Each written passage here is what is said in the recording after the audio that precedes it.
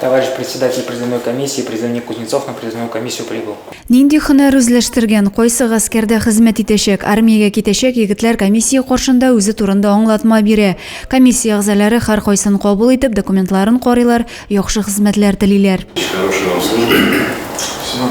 Год пройдет быстро. Гордо несите знамя нашего муниципалитета, потому что служение в подшефной части – это еще и большая ответственность. Ил буенча хәрби хезмәткә көзге чакырылыш башланды. Быел Зәйдән 50 солдат Россия кораллы көчләре сафларын тулыландырырга китә. Булачак солдатларның күбесе армиягә үз теләге белән китүен белдерде. Зәйдән 1-нче төркемне озату 28 октябрьгә билгеләнгән, соңгылары 4 октябрьдә китәчәк. Исән-имин хезмәт итәргә язсын.